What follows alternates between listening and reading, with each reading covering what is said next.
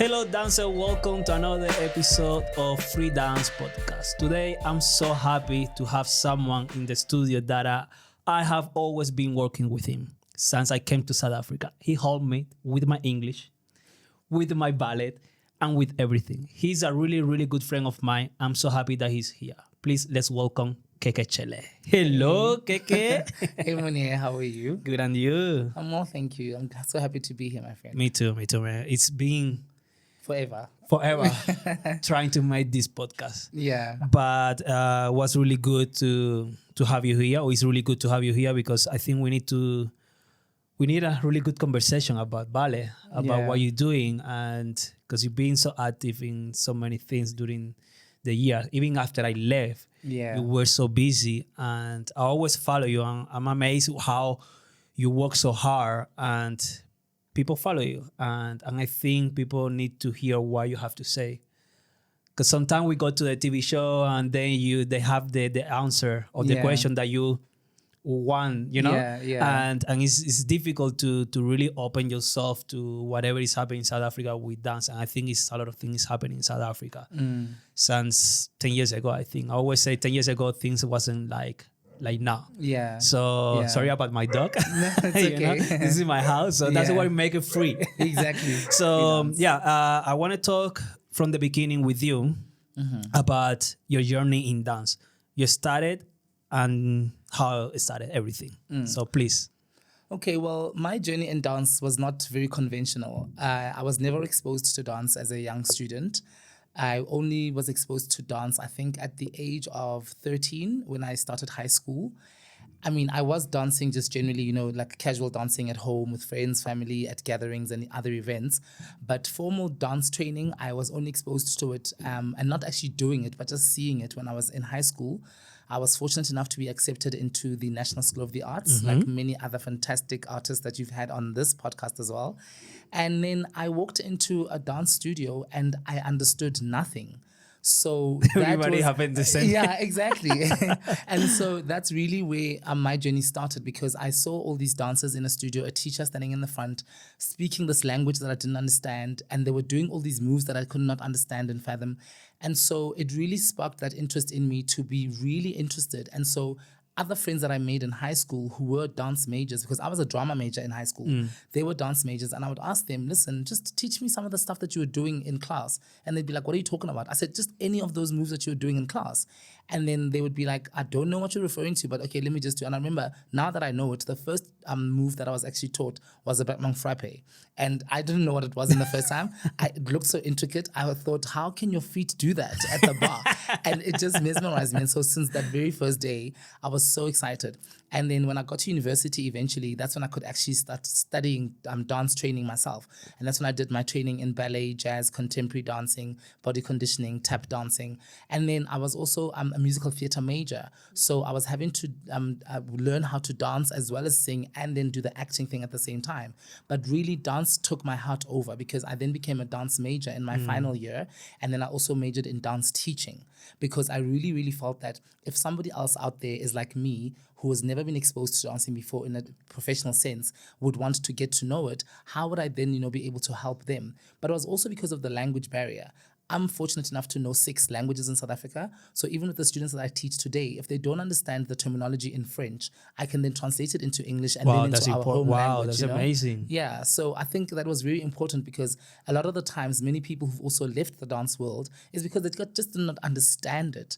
And I thought, you know what, here goes such a talented individual who's just failing because they don't understand the language. And if people were also exposed to different languages, then they could then get, through to the person, and the student would be so much more interested to stay in the dance world.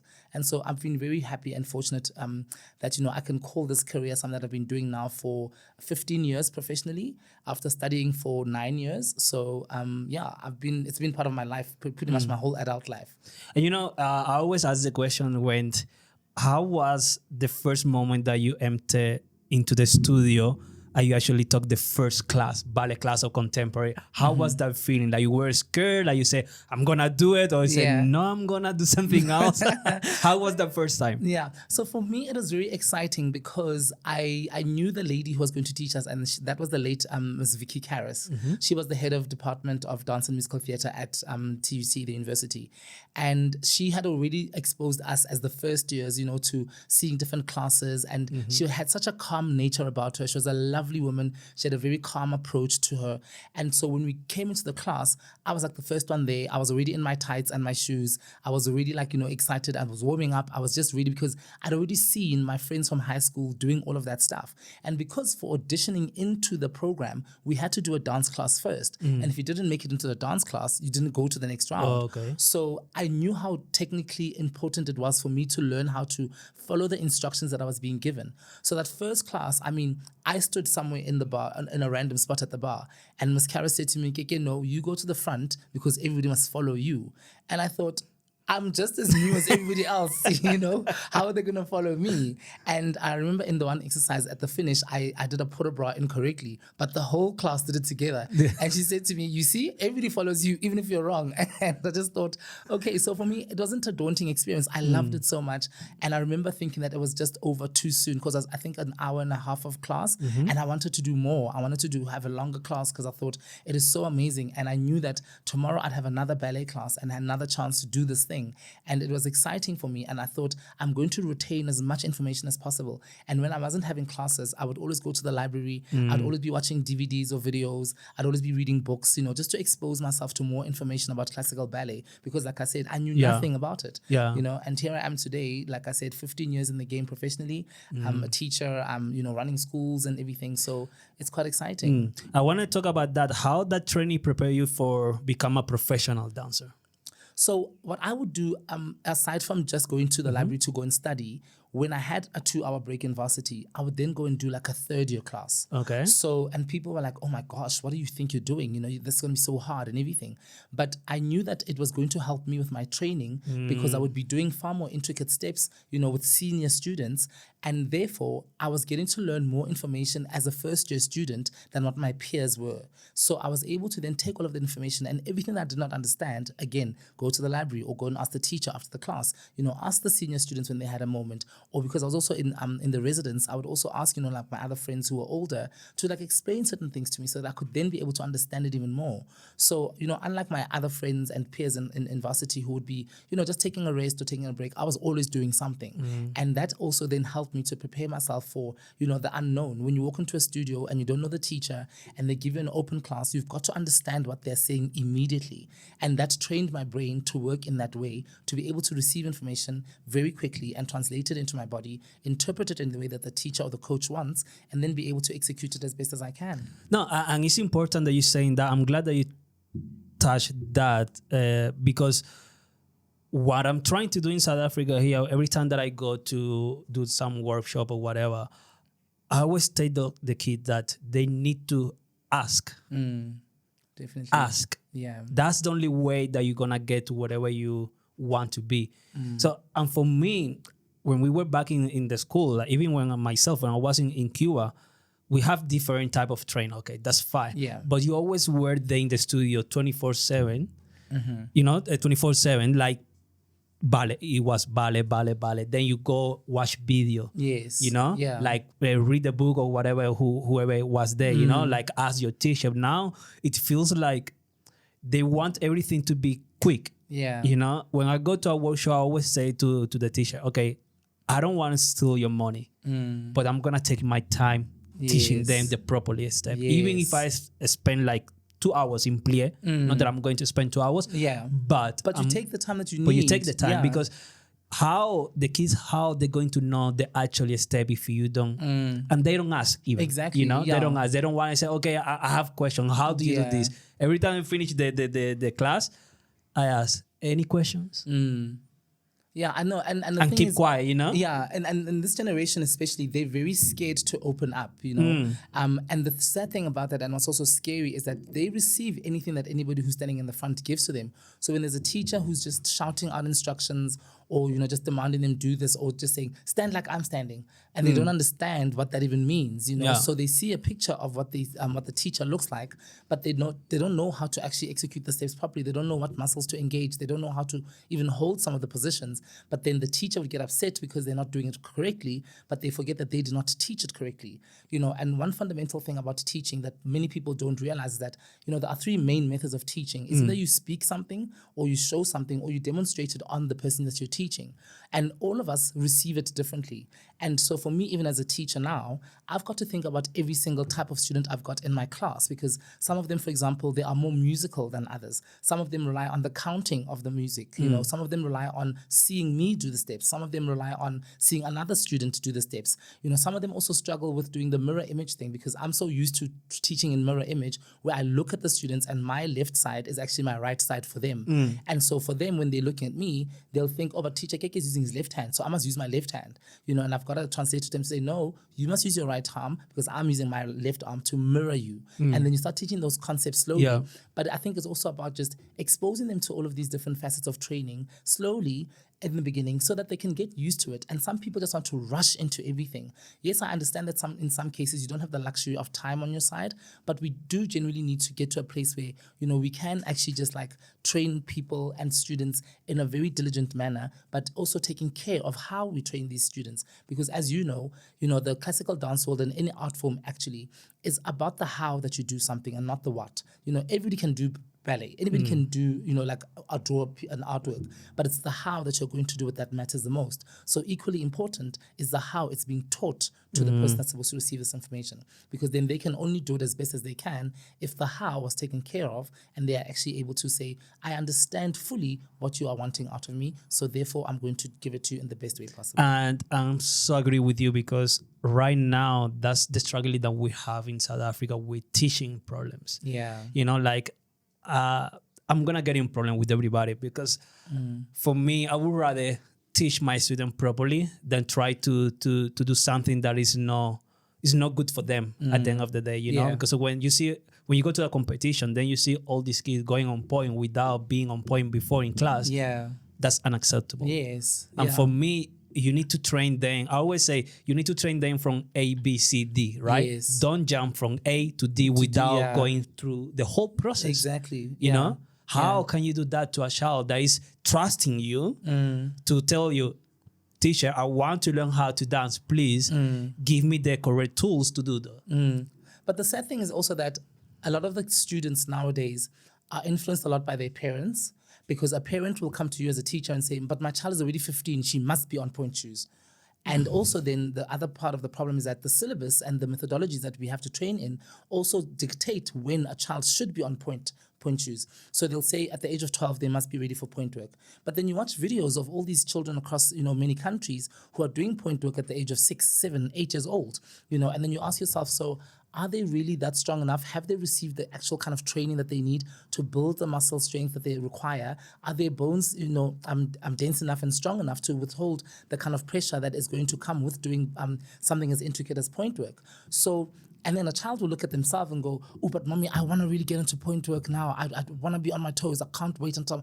And then a parent will buy them a pair of point shoes just randomly without the teacher's knowledge in some cases, because the child was crying for a pair of point shoes. And so the damage already gets done from the very beginning, where you've got a child who's exposed to something way too early and has nobody to explain to them why it is important to go through, like you're saying, A, B, and C before you get to D, because then at least they will understand. But when a child says no, and with this nowadays generation where they want instant gratification, parents are willing to just take money out, buy the point shoes, and solve the problem.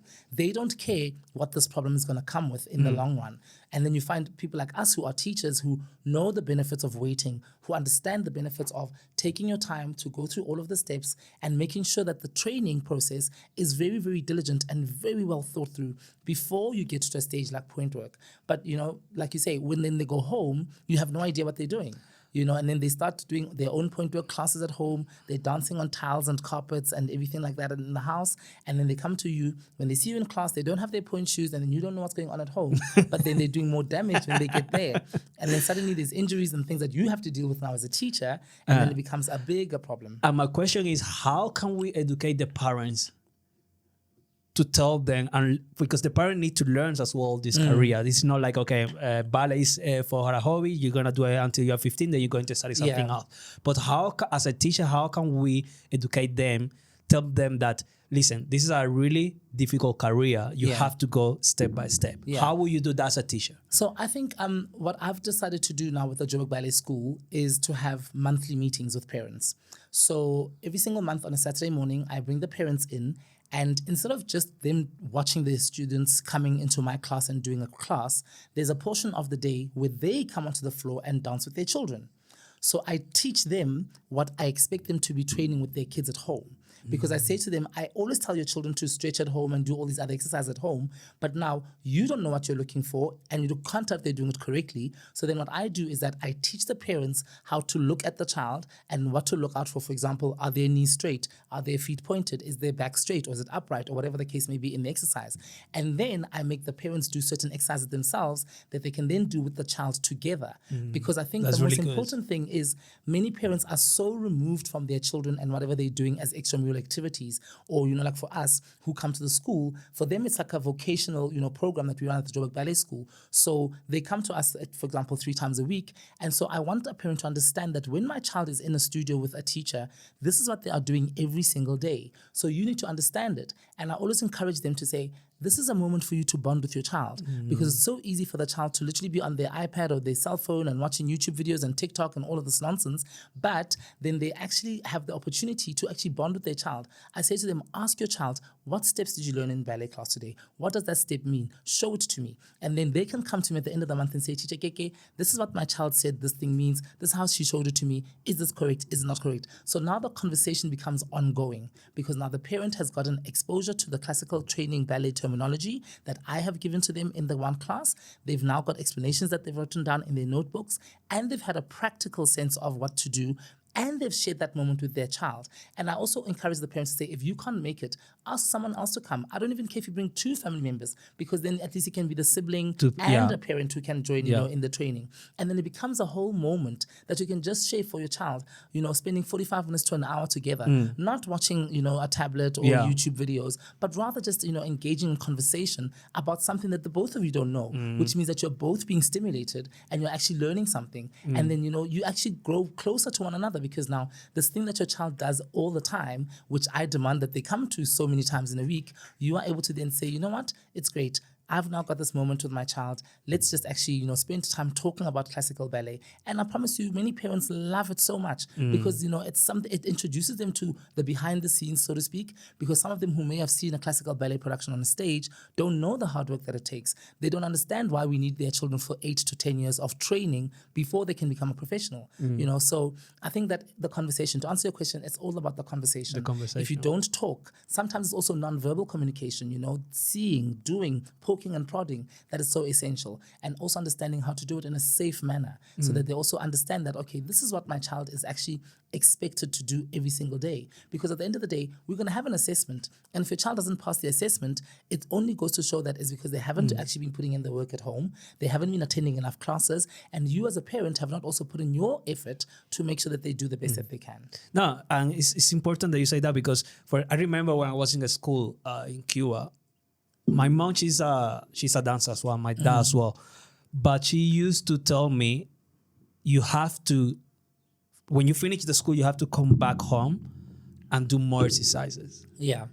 And that's important for the parents to understand that after they finish, they need to continue for at least 1 hour to do extra work. Yes. The teacher is not going to give you all the tools and all the correct position for you to grow as a dancer. You need to continue that. Exactly. 60% is the student. Let's say 40% is the teacher. Yeah, it's everything but it's else, it's you that they want to do it. Yes. Not come to the studio. Okay, I'm going to work and then home, like you say, be on the tablet, and that's it. Yeah. It's important for them to understand that. Very and much. I don't think that we are getting there. Just like yes, they want to dance, or the parent wants them to dance for them, if that makes sense. Yeah. You know? Yeah, I think also, we also see a lot of, like, that's what makes the difference for me. The child that wants to actually dance will always want to do more. They will always want to push themselves further. They won't wait for their parent to say, have you stretched today? Did you do exercises? No. And that's what we also look for. I will only work with children that want to work with us, because I do not have the capacity anymore to just keep getting children in. We audition and audition and audition and getting numbers, but then we don't produce the quality. So I would rather have 10 students in a class who are wanting to be there, who are very diligent, and who are willing to go the extra mile, because they know that we've only got such little time in our studios anyway. In an ideal world, all of our students could be homeschooled. We could train them for 4 hours every day, 6 times a week, and we can get the best results possible. But now we don't have that. We don't have that luxury for many of our young South African children. So at the end of the day, I've got kids who literally spend about 45 minutes in a class, 3 times a week. And that's all the training they get in an entire week. And then they go to the same examination where a child who's got private tutors can be at home school the whole day. And then they go to classes 2 to 3 times a week as well, but for an hour or an hour and a half. And they actually have got the opportunity to be able to, get there, get the training and everything else. And I've got to match up to that same thing. So that's what I'm saying. I look for that child that wants to do the work, that will go home. Because I've said to them, you have a 3-month period every time to kind of improve. When you walk into the studio, your splits at a certain level, your footwork is at a certain level. But come March, I need to see the difference. There has to be a difference. And the difference is not going to come from me in class. It's going to come from all the other hours that you've got, And they always think that I joke with them when I say, when you're doing your homework, sit in the splits. When you're watching TV, sit in the splits. Or do whatever stretches that is going to be beneficial for you, so that these positions become normal and comfortable and regular for your body. So that it's not a painful thing. But many of them only do the stretches when they come to class. So I'm like, you're only doing this 3 times a week, and I can tell. And some of them have been there for 5 or 6 years in the training program. And that's why we have to be so strict now with actually getting rid of some of the students, because we don't want to just keep students because we're keeping numbers. I am choosing quality over quantity, and I will not stand down on it. And that's beautiful that you say that. Because, for example, we are opening now a Dolly Groove Dance Company. We're going to open a pre-professional program where they had it before. But my director didn't have time to actually manage it because she was running the company as well. Yeah. And now we are going to, and by the way, if you want to register, please, I'm going to leave the link down here so you can register for our pre-professional program. So she wanted to open it again, but she didn't have no one to really manage that part. And you know me, I'm now transitioning as a teacher now. Yeah. And I really love the way that I can give what my teacher gave me to the new generation of dancer. And I'm so passionate about this program because I create this program with my Q1 thoughts, and we came in up to with a really nice program where we're going to have a program where the kids will enjoy what they're doing. Yes. We don't care about how high you can kick your leg, how many turns you're gonna do. We want excellence, but we will take care about you.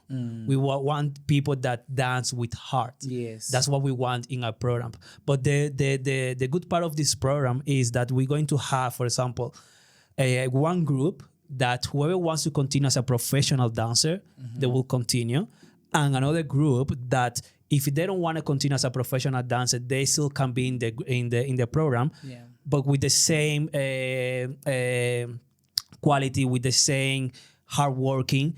But if you don't want to see at the end of the day, okay, I want to become professional, we're going to accept you as well, because this program is for you, because we want them to feel happy. But it's good that you say that, because we are looking for excellence. Yes. We're not looking for people that, I don't want to say in a bad way, but for me, it's important that parents and should understand that the quality of this career is really high. Yeah. But we don't want to make you feel bad during the process, The process is really hard. Yeah. But we want you to feel like, okay, I belong to this program. Ballet, because ballet, used to be, or it is sometimes, nasty, Yes, in a way that no company take care about your personal Yeah. well-being, you know. Yes. They just want you to continue dance and produce and produce and produce, but inside we are human. You know, Yes. we want to have child that when they grow up they feel comfortable with what Yeah, they're and who doing, they are in this you game, know. yeah.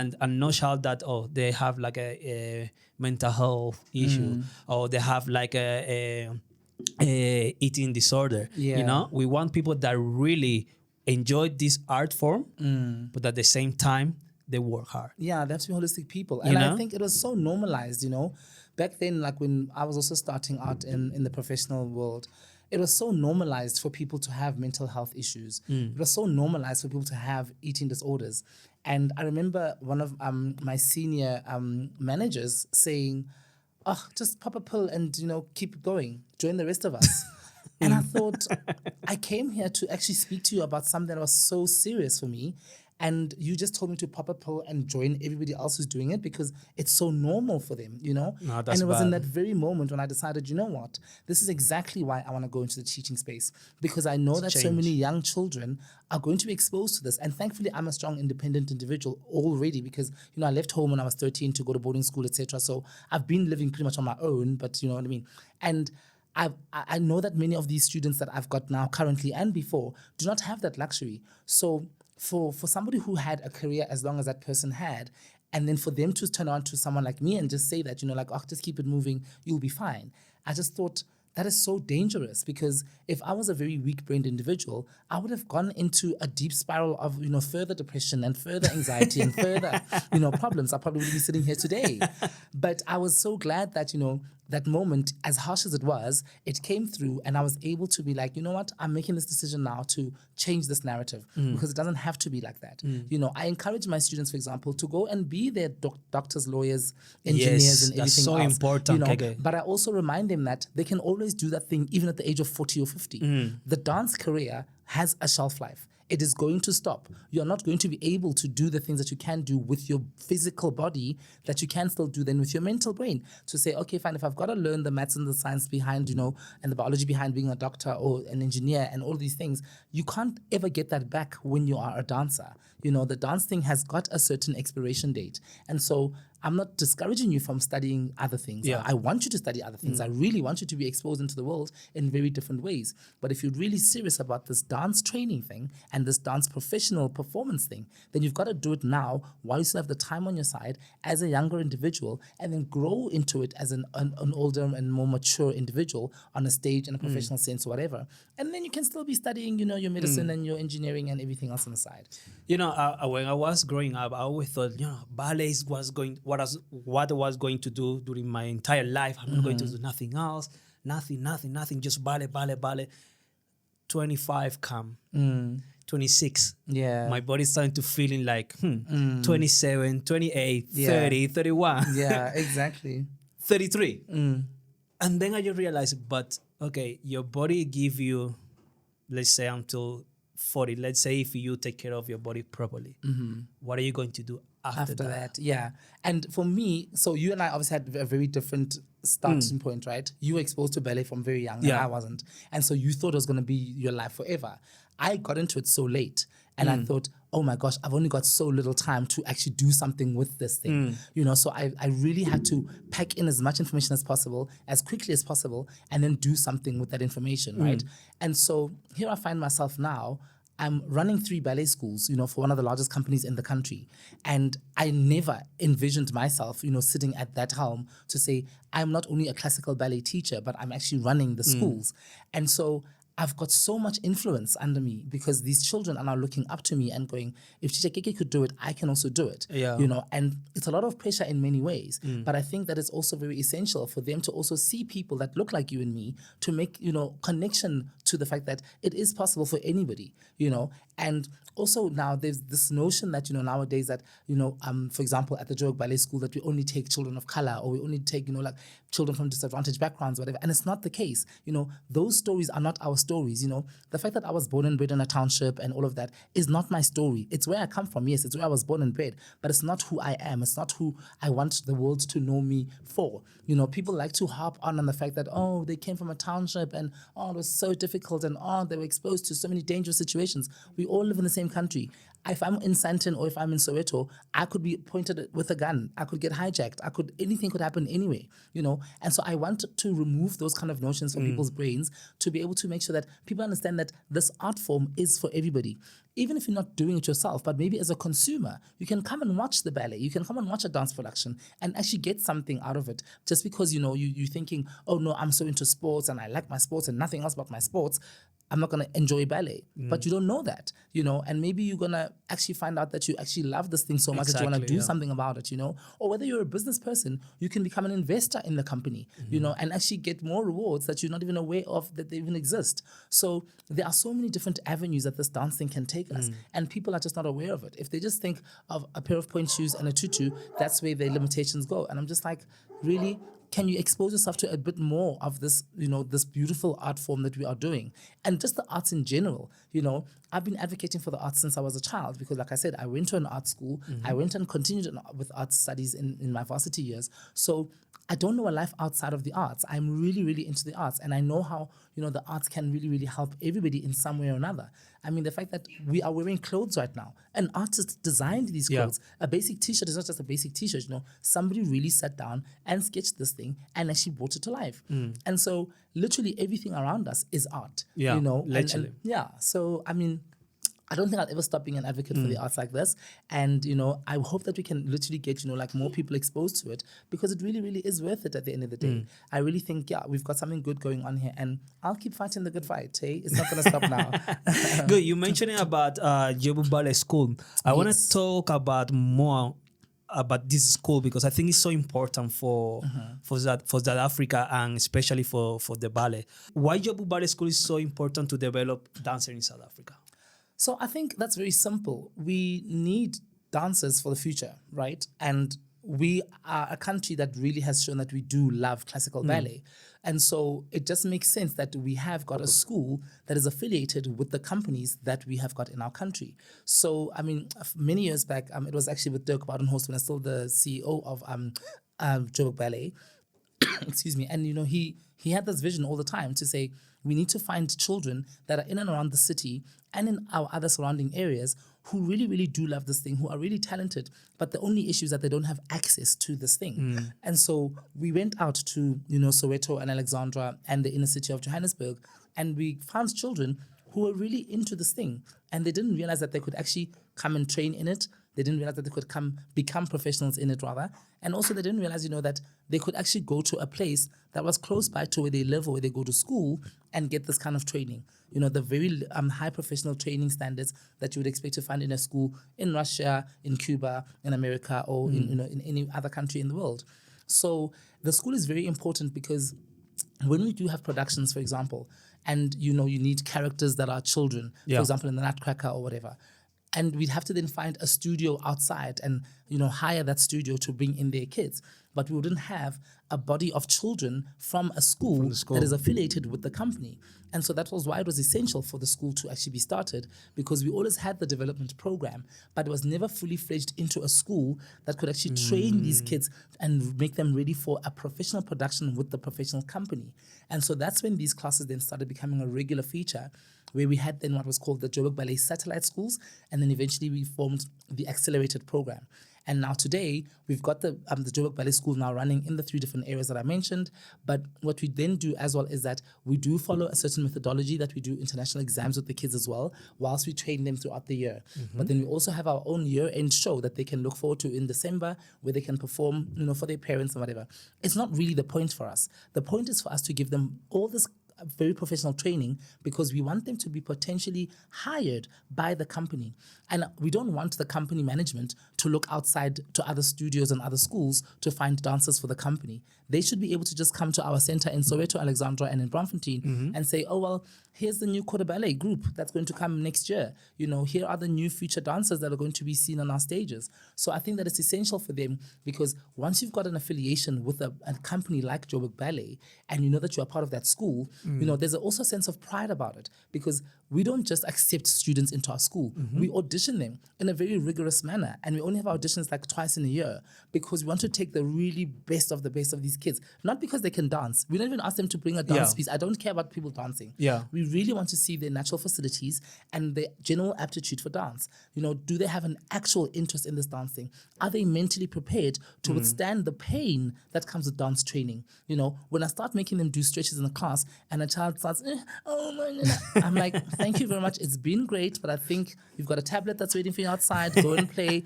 It's really great, But I think that when they also come into the building and they see the dancers, when you were still part of the company back many years ago, and they would see you guys training, or even they come for rehearsals and they would be waiting for their turn, and you would be doing your scenes on the floor, they were just so mesmerized to just see you right there, because the only other time that they've ever seen you was on stage and you are so far from them and you seem like this untouchable entity that they can't get close to. But now that they had this exposure to the dancers that were so close by, you could be training them with their pirouettes or their jumps or whatever the case may be, and they were like, oh my word, this is so inspiring. I can actually talk to Munir. I can actually talk to the senior dancers and ask them questions. They're not actually so mean and so, like I'm far removed from me. Because in my generation, that's how it was. We used to never talk to the seniors. You couldn't even look at them in the eye sometimes. You had to always like bow and curtsy to them. So there were all these like rules and regulations that people had to follow from the old school. And I understand where they came from. But I think that we're living in such a different society right now that we've had to change those dynamics, of communication,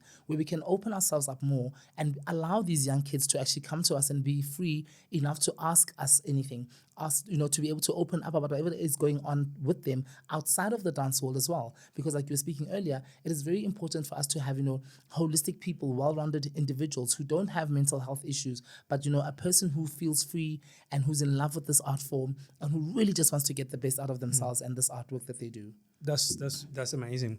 Another question that I wanted to ask you, what is the difference from Joburg Ballet School to other school around in the area? Or in Johannesburg? So I think that the Joburg Ballet School, firstly, we've got so many students, number one. Number two is that, we do have world-class trainers and teachers that do come into the studios to work with our students. Recently, for example, we've been engaging with the Dance Institute of Washington, who have got various programs that can, assist us as well. When we actually started with the program, we were working closely with the Cuban Ballet School and all the teachers from Cuba, thanks to Dirk Bartenhorst again, because, the demographic of the children and the body types in South Africa is very similar to those in Cuba. So he made that connection to say, if we train our South African young dancers the same way that the Cuban dancers are being trained, we can get the best results possible because, we look similar, we are built in the similar fashion. So let's, get this training done. And so the Joburg Ballet School also has, exposure to so many productions in a year where the kids can be part of the professional production, whereas many other studios or schools only have like one production in a year, so... And it's not just about them performing in the production, it's also about them seeing what goes on behind the scenes, how to put on a production. Because maybe one of the dancers is going to become a choreographer, not necessarily a dancer. Maybe one of the students is going to become a designer of the tutus and the other costumes and not necessarily just a dancer, So we're also building an audience, we're also building, these artisans who may not necessarily want to be on the stage or make it as a career on the stage, but behind the scenes, there's so many other avenues that they can actually channel. And, who knows where it lies. So I think because we're also housed at the Joburg Theatre, they've got all of that all-encompassing world, because it's unfortunate that many, many years ago when all the state companies were closed down, like the State Theatre in Pretoria, the Packoffs in Bloemfontein, NAPAC in Durban, and Cape Hab in Cape Town, when all of those places closed down, obviously a lot of jobs were lost and a lot of history was gone, but also a lot of opportunities were gone now for these young and up-and-coming children who were looking forward to one day becoming that dancer or that musician or that whatever artist. And so I think the Joburg Ballet is the Joburg Ballet School, in essence, is also holding on to that legacy that was started many years ago. When they were still at the State Theatre Ballet, etc. Yeah, and to continue. And yes, we are adapting to to become one with the times of now. But I think it's essential for us to also realize, the foundation of the school is based in something that was so solid, that was so deeply rooted in the history and the proper way of training and the proper, rules and adherence to those rules. And then here we are now in 2026, able to still continue that, but still add more things, more different types of training. And also, many people are willing to work with the Joburg Ballet School, because we're not just this little private institution that's locked away. No, we're exposing ourselves to work to have with people, different people. Okay. and people also want to come in, various teachers, various trainers, various coaches, whether they're from South Africa or from abroad, they want to come and work with us because they can see how hard we work, number one, how eager the students are, number two, and also that, we do really offer them a realistic opportunity to make it in this career, because we give them the tools that are necessary, and then we leave it into their hands to say, if you work 3 times harder when you are not in the class, that is what's going to make you shine out brighter than any other star. So do the hard work, then hopefully, because the ideal route for us is that you join the Joburg Ballet School, then you go into the Joburg Ballet aspirant program, and then you become a quarter ballet member in the company, and you work your way up the ranking. So and that's the vision that we've got for all of our students. But in every school, we always say we're lucky if we have one student make it. One, You tell me. Exactly. So I think right now we've actually got only, since I started working at the Joburg Ballet School many years ago, we do have one student that's currently a company member, with Joburg Ballet. And I pat myself on the back to know that I had a hand to get this person to where they are now. She's now a professional ballet dancer. She's traveling all over the world. She's being exposed to the world because of TikTok and Instagram, etc. And it's so amazing to know that our hard work all put together, including her parents, that were making sure have finally paid off. And it's I remember, I don't know if it's the same person, but when I was at Joburg Ballet, I think I saw her in the school, and then when she became professional, that I went to teach to the company, I said, I think I have seen you before when you were a baby, but I don't know if you are. No, it's amazing. Yes. It's amazing how she just became, by the way, it's Latoya. How amazing she is. It's crazy. I always, when I went to teach there, I say, my goal with you is to make you prima ballerina of Joburg Ballet. I don't know how I'm going to do that. Yes, yeah. But it's my goal because you don't have a black girl like that in South Africa, maybe like 10 years ago or 15 years ago. But right now, a black girl like that, that is so amazing and potentially can be a principal in South Africa. Yeah. And I think, and the thing is that she's also got the mindset behind it. You know what I mean? When we started at the Joburg Ballet School with her, she was a baby, like you said. And for them, it was just like, coming to this ballet class thing and, but she was always one of those like competitive ones that wanted to, do more turns or jump higher or, stretch more or whatever, because she just wanted, and she loved it so much. And, at that point in time, I think about a couple of years into maybe 5 years or so into the training, we were able to get a very, very lucrative sponsorship deal with a certain company that was able to offer them student bursaries to go and study from whatever grade they were in at the time until they were finished with matric. But the main thing was that they had to still be majoring in dance, And so then they went to the elite program and they trained there, and they were able to then get all this additional training. And then here she is today, becoming a professional dancer.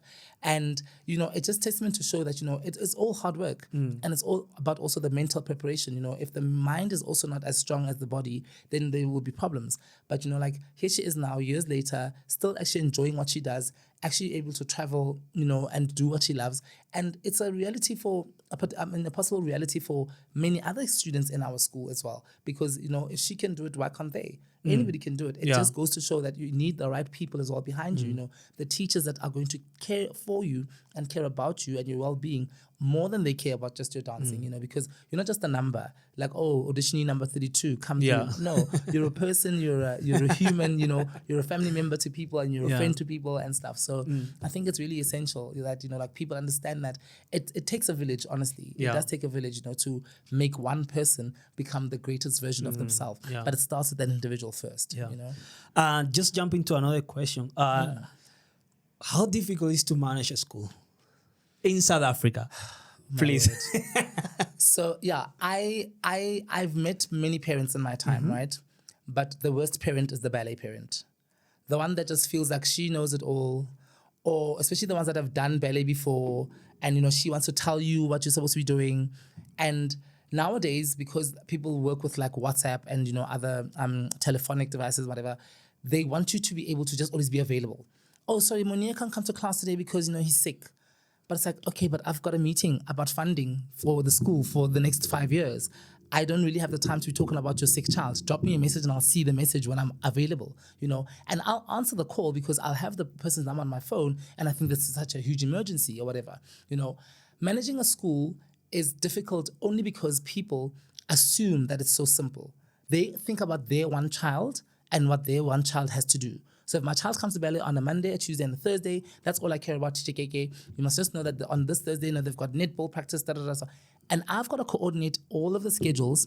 When we've got drivers who have to take the kids and drop them off and do this thing, I've got to consolidate with the drivers as well. But the drivers have got responsibilities of the company. So then I've got to liaise with the PA and logistics manager to say, okay, fine, when can I have a driver to go and fetch the uniforms for the ballet students and then deliver them to all the schools, have fittings for all the kids, give me the sizes from the teachers of the wrong things, and that's just about the uniform, Wow. Then you have to get the parents to even pay for the stuff. I mean, many people just assume that because the Joburg Ballet School, has got an affiliation with, like, for example, the city of Joburg, who's been a generous sponsor for the last couple of years, that the kids can come to classes for free. And that's not the case. There is a registration fee that they have to pay because they have to get their uniforms. Because we're also teaching these kids that if they understand that a parent has made the effort to find the money out of their household income, for some of them, they don't even have a household income to begin with. But if they know that mom or dad or uncle or aunt has paid something towards my uniform, I'm not going to misuse it. I'm not going to lose it. I'm going to take care of it. I'm going to keep it clean. And I'll always have it when I come to class. That's where the pride starts as well.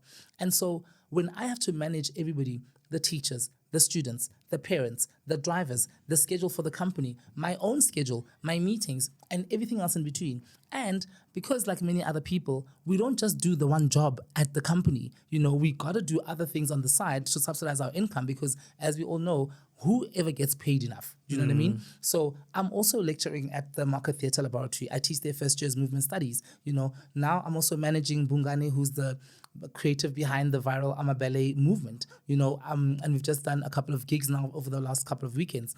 So it's having to think about all these different individuals and how they all have to work harmoniously and creating a system that's going to ensure that we all can work and move forward together. Some people stay behind. I've got to find ways of bringing them forward so they're on the same page. But I think it's something that it's always a challenge. It's a different challenge every single day. And at the end of the day, I think that it also takes somebody who has got some kind of skills in their minds that they've actually learned. Because, like, for example, I did arts administration in varsity. So I know a thing or two about, administrative work. I can open a laptop and actually draft a document, draft a proposal. I can sit in a meeting and actually have a conversation with people that have got millions of rands in their pockets and whatever, and still sound like I deserve to be at that table, And then when it comes to having to organize a schedule and whatever, I've got to think about all these things that happen. Like, when is it academic school holidays? Because I know that the kids are going to want to go to grandmother's house and they have sports tournaments and they've got this, but I want to still have ballet classes, So it's incredibly difficult running a school, and I'm running 3. So it's just amazing. But also, again, it takes a village. So I'm so grateful to the teachers that I've got on my side, because then I've put them in charge of some of the other things, and then just get feedback from them about, okay, how many leotards do you need? How many shoes do you need? How many stockings do you need? Then I just put in the order through, get the driver to go and collect them, then they come through. But not all different departments can work like that, in the school. So I have to just be able to wear many hats, literally, and make sure that things just work. Yeah. And when they don't work, I've got to step in, and I think that you always have to just be ready for anything, whether a child gets sick or whatever. I have to renew my first aid every single year, because if a child falls and drops, I've got to be able to administer some kind of maybe CPR or whatever to be able to ensure that we at least did our best to get them to be better sooner, rather than go, oops, she fell, what now? Yeah. You know what I mean? And that's what people don't understand. It takes so much work, and they just see us, standing in the front and going, oh, 5, 6, 7, 8, let's go. But before I get to that 5, 6, 7, 8, my brain has been exhausted. I actually get there and I'm just like, I don't even feel like it today, but I've got to pull it off somewhere, I want to get there because Yeah. it sounds like you work really hard, and I know you for so many years, and that's why I'm proud of you, because you are such a hard worker, my Thank friend. you. Like, it's unbelievable. If the people doesn't know you, they need to know who you are. That's why I'm so happy that you come to do this podcast. Do you ever feel like you don't have enough support from the organization, Yes. the government, Yes. the parents? Yes. All of the above. All of the above. All of the above. And it goes back again to what I was saying about how I have the parents coming into our meetings every single month, because I give them updates on what's happening. But also I have WhatsApp groups and I send messages out every single week so that they understand that sometimes we do have to cancel a class. We hate it, but we have to cancel a class because there's nobody who can take the class, or we don't have the space for the class. You were saying now with the government as well. We work in some of the centers that are run by government entities. So on a monthly or weekly basis, they might have like these ward committee meetings. And so it means that on a certain day, they've booked that place, the community has to come into that space, and they have to use that hall where we have classes. So then we have to then, cancel the class. Then you'll find a parent who wants to then become upset because why didn't you let us know in advance, because sometimes you only get told at 2:00 that you don't have a venue, and then your class is at 2:45. And then you're telling a parent, but the child is already coming from school to go be dropped off at the ballet studio, and then you don't have a class for that day. So the support would come in terms of understanding that our schedule is subject to change all the time. We can do our best to even inform you, but sometimes we can't. You know what I mean? Sometimes, for example, I keep telling like my colleagues at work that do not phone me or message me between 2:00 and 6:30 p.m. 2:00 I'm traveling to class, 1:45 I teach. The classes go one after the other like this. I'm not on my phone trying to read messages and answer phone calls. I'm trying to give a class. Already I know that I've got such a short amount of time to train and teach the syllabus. So now if I'm on the phone with you, my kids are losing out on precious time for their training. So a lot of the times people just don't understand that, and that's where the support could come through.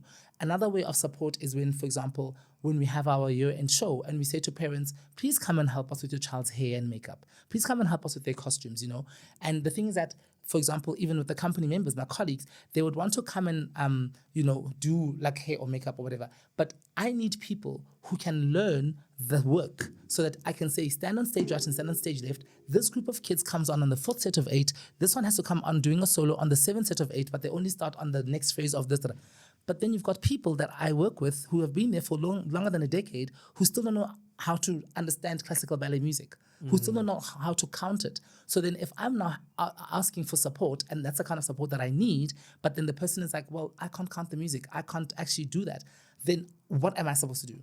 Because, for example, when I did the year-end show last year, I had to have the comms backstage and run the show. I'm having to go, okay, and sound go, curtains rise, okay, lighting Q7, da-da-da-da, and then the kids have to go on. So I've got no time to literally then be also taking care of another adult to say, are the grade 3s ready? Are they going to come on? Da-da. There is just no time, But and also what happens is that people know that people like myself are so multi-skilled. I can run a show, I can dance, I can teach, I can choreograph, I can... And they take advantage of that. So they leave it in your hands. Keke's got it, it'll be fine, And then you just sit there and you go, I'm so exhausted. And then when you even finish with the run of the show, you're like, what am I still having to do now? Then a child's parent tells you, oh, my child left their watch backstage. Can you please help me to find the watch?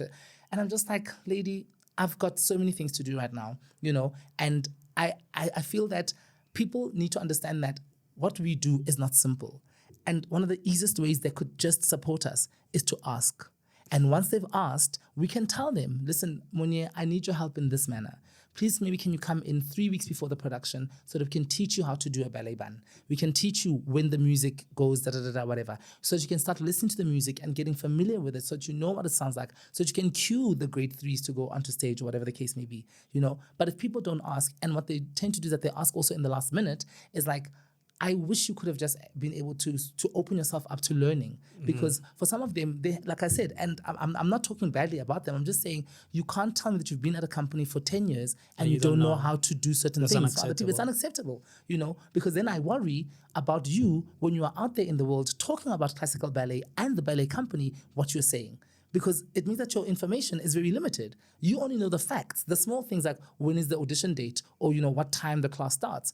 But when they ask you about all the the softer stuff of the ballet, like what is a plie, what is a battement tendu, what is the difference between the shoes, why is there a difference in point shoes and flat shoes? What are they going to say? I really, really worry about that, because I feel like not enough time is spent on them educating themselves and learning about this art form. So when they then have to, provide evidence of product knowledge, they don't actually have knowledge about the art form that they've been working in for the last decade, So, and it saddens me a lot, because I'm just like, you deal with people in our industry, our audience members, when they come to shows so many times, but what exactly are you saying to them? So, yeah. again, also with the government, with the private sector and business, people can help us in many ways, but they just don't, see how ballet and the dance world can fit into their mold. But it's only because they're not exposed to it yet. They don't know how it can fit, Many years ago, we had a company that was manufacturing gas, and we created a concept for them. We were like, gas floats in the air, dancers fly in the air when they jump, and we throw dancers up in the air. That's amazing. Do you know what I mean? So then they could see, actually, there is a connection. There's a connection, It's very far-fetched, do you know what I mean? But we could create it for them to understand it in their way. So then bottom line was, please give us money, because we want to make our dancers fly and soar into the skies, right? You've got the resources, help us to get the kids there as well. And fortunately we did, but not all companies are able to do that. And something that Dirk Barnhouse always says, and in many of his talks, is that every city in the world that has a stock exchange also has a ballet company. So we've got brewing, busting businesses here in Johannesburg that can actually help the ballet company, but they just don't even realize it. And they just sit there and maybe think, oh, dance, oh, the arts, oh, it's boring, da, da, da. But, we can show them a thing or two. We can connect these worlds, and we can do it in such a simple manner. How us dancers, we can get told today we've got a gig tomorrow, we're ready, we're going, Yeah. But it's the same thing. If you want a proposal from me about anything, if you need to, get our word out there, or we get your word out there as a company and as a brand, we can do it. Let's just be open to those conversations and actually just have them. And I promise you, 9 out of 10 times, we will be able to get something collaborative working that's going to be so mutually beneficial. No, and it's interesting because even at my company, like we are some different from all the companies around in Johannesburg. We do like a more contemporary, neoclassical. We don't do the actually classical ballet, the traditional ballet. But it's so difficult as well to get people to come to watch us, because they say, no, but this is a contemporary company, or this is something else. I'm not like used to that. So they think, I don't like, I want to see Giselle. But when they actually come, they just get like, the minds shift immediately. Wow. Yeah. And it happens everywhere. I think you and I were having this conversation earlier about, nowadays, because now, like I said, I'm managing Bungani, who does Ama Ballet. And a lot of my peers have said, this Ama Ballet thing is exposing young ballet dancers to the wrong kind of ballet. It's not the right thing, it's not teaching them the right thing. They're losing the technique, the purity of classical ballet and all of that. And I was like, how can you even be thinking that when neoclassical ballet was a reaction against classical ballet, when contemporary dance was a reaction against classical ballet, And just because now we've got a different form of it in the form of Ama Ballet in 2026, you are thinking that it's still not classical ballet. No, people that do the Ama Ballet thing are still doing technique. They're standing in 5th position on point, and they're still doing releves on point.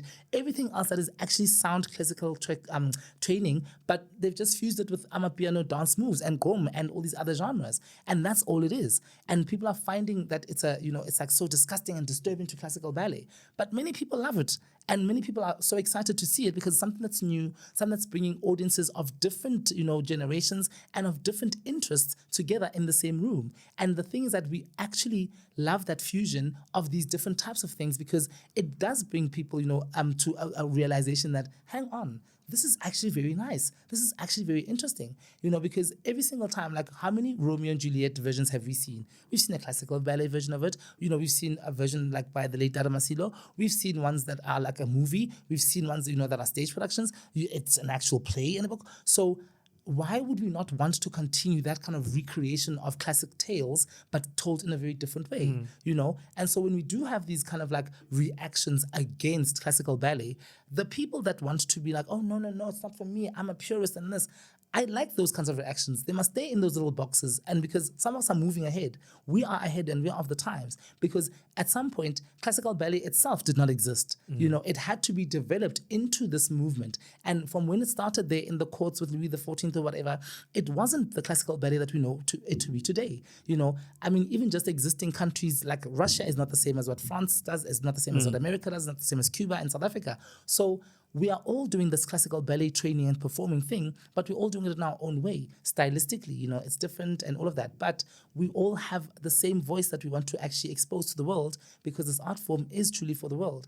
And so what if we add a Gom and a Bacardi movement here and there? Who cares? It's still got the classical ballet roots, and it's actually flipping amazing. I think fact. Fact, yes. I think the people are scared of the changing. Yes. Like people doesn't want to see something different because that will take off their comfort zone and be like, oh no, Yes. that's something that I don't want to see, and I don't want to pay for that because I'm so used to Yes. watch this type of dancer or this type of ballet that to see something now I will be scared maybe that I will enjoy it. Yeah. And actually you will enjoy because it's, Yes. when I saw that video of Ama Ballet, it started with Latoya basically, Yeah. and she started doing it at the back of the studio. I was like, this is nice. Then the videos, the views, Yeah. higher. Wow. It's and then out of crazy. nowhere, well, I don't know if it was out of nowhere. Yeah. I don't know if he was preparing that for a long time. But the next two videos, then he has a full ballet. Yeah.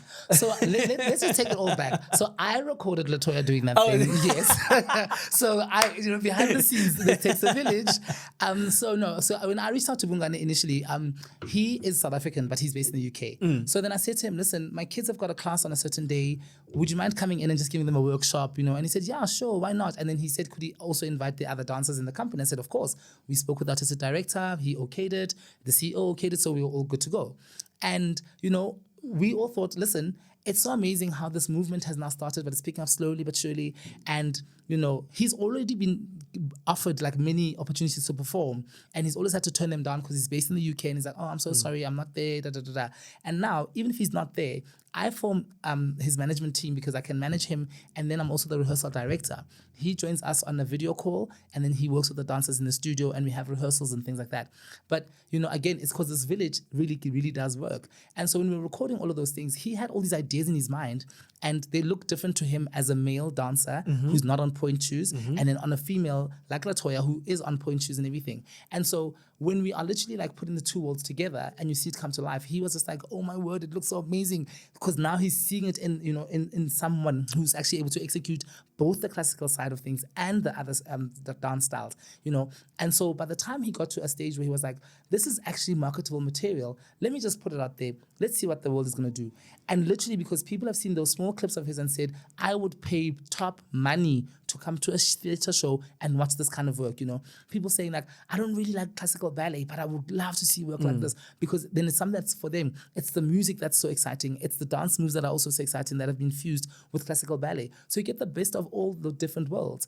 And I think, like you're saying, people are afraid of change, but there is a whole new generation of people that want this change. There are children right now who don't even have Facebook, for example. So all they know is the TikTok and the Instagram videos where they saw this Ama Ballet work, and therefore they were like on some, oh wow, I like this thing and I would like to be a part of this movement. And look at us now, more than 1 million views. We're getting offers left, right, and center to go and perform. It's amazing. And like I said, it started and it ain't going nowhere. People better join us on this ride or they can get left behind. Yeah. But we're going forward. No, I think it's going to be something amazing. Yeah. Like I literally can't wait to see what they can offer. We're cooking in the studios. Good. Send me some videos so I can post it here as well so people can see it. Yeah. So just to see what is going on. Keke, we are almost getting to the end. I just have two questions for you. The first one is, what is your vision about Joburg Ballet School? What is your look to go in the future? Well, I think a dynamic, school of well-trained students who are world-class trained, who can actually do this classical ballet thing very well, and also understand the dynamics of, what classical ballet training is about, what the performance is about, and also understanding the business of ballet. Because I think many parents and teachers don't actually have a vested interest in the business of ballet, understanding that it costs a lot of money to be a ballet student, exams, when you have to travel, the costumes and everything, and the people that also do like competitions and stuff, it's even worse, because then you have to consider competition entry fees, traveling fees, accommodation fees, and all this stuff. But if you understand a lot of the stuff that goes on, and also, why it's beneficial for you to invest in it, and also understanding that, like I was saying earlier, you can become a doctor and a lawyer and an engineer later in life, but you cannot become a ballet dancer at the age of 40 and beyond, and not in a professional sense anyway. Yeah. And so I want for the Joburg Ballet School to have these well-trained minds that are so strong and these well-trained bodies that are so strong that can actually not only just impact the world by being performers, but also make actual change, to the people that are next to them, their neighbors, their colleagues, their school friends, and other people around the world, by exposing them to this classical art form, to make them realize that it takes so much hard work for such a long period of time to produce a 2-minute little moment on stage, you know, but then they realize that the effort that they put in it's relatable to any part of your life. The harder you work at something, the more beautiful and perfect it can become. I mean, you know, perfection doesn't exist, but we can get close to it, you know. And so if these students can come out of that school and really be proud of who they are. And I always say to them, I just want people to even see the way you're standing, that you're a dancer. There's a certain pride about you. When you speak about the ballet thing, there must be a certain pride that comes out of your voice. You must be lighting up from the inside and exude it outwards so that people can actually see how passionate you are, you know, because that was what it was for me. There was a spark that ignited inside of me when I saw classical ballet for the first time, and it hasn't died, and nobody's going to kill it except for me. You know what I mean? And so I'm in control of that. And I think that the strength that classical ballet has given me is what I want my students to also get. That inner strength that is really, really untouchable and that can take you from here to the world and beyond. Beautiful. Thank you. No, that's amazing, Keke. I really enjoyed this podcast because like I said, you have so much to tell. Yeah. And I think we don't have enough time to keep talking. But remember, you know? I said to you, I didn't feel like I had enough to tell. Yeah. I was like, I don't know, what are you going to talk about? No, but it's good because, like I say, everybody that comes to the podcast they always have things inside that need to be told. But for some reason, because they're scared or they are scared that people will say something about it, they don't say much. But this is a place, a platform that I created for those amazing artists to come and talk about how can we make ballet in South Africa or the art form better. You know? Because I think South Africa has so much talent, but not many people around the world knows it. Yeah, exactly. And I think because like for us, never mind people around the world not knowing about it, people in our own communities not knowing about it. You know, I like I said, I come from a township in the Vaal. I tried to, during COVID, you know, get classical ballet training into some of the schools. And I promise you, every single school I went to, I was rejected. Because the principal said to me, oh, no, the parents are not going to be interested in this. Oh, no, they're not going to like this. It's not for them. And I said, you haven't even given them an opportunity to just see it one time. Because you, as an individual principal, you think that you don't like it. You have not been exposed to it. So you're speaking for all the parents. And I found that so disheartening because I said, so many of us are sitting at home. We can't travel anywhere. At least we can take these kids and actually give them classes and things like that. And I was there and I said, I don't even want a penny of your money. I just want time. Give me a classroom and I can just train these kids. And then they were like, no, no, no. And I thought, this is what saddens me about it. So what I then try and do, you know, is I have my own little sessions with the kids, whether we just like dance casually or whatever. You know, they all know that I'm a classical ballet teacher and dancer. So they often ask me, you know, Teacher K, please show us moves, Teacher K. You know, and that little bit of moment that I can have with them to just show them something, for me, it's a little bit of something. It's not enough, but I want to, you know, because a lot of people say, when are you bringing this back home to where you come from and everything? I tried. But then people didn't want it, you know. Yeah. Well, the people who make the decisions didn't want it, not that the people didn't want it. Yeah, the decision makers are the ones that didn't want it, and it was rather sad. And you know, now that I'm based in Johannesburg again full time, it's difficult for me to always be able to give back to my own community. But you know, then I invite people to come and watch the shows, for example, and we're also trying to get, you know, some of the shows to travel to that side of the world, because there's only so few of us that are trying to do this thing, and we can't do it every time, everywhere for everyone. Yeah, you know, so the little bit that I can do, and now thanks to these you know, social media platforms like TikTok, we can record ourselves doing this stuff, launch it up there, and then they can at least see us doing it on a screen of their own choosing rather than coming to the theater. So super beautiful. Thank you so much, my friend, for being here. Really appreciate it. And yeah, let's go to my party because yes, happy birthday for tomorrow. Yay! Yeah, because my party is going to be at 2:00, so we are running a little bit late. So thank you, my friend. Thank you very much. Super. Thank you guys for watching another episode of Free Down Podcast. Remember to subscribe and like the show, and see you on the next one. Bye.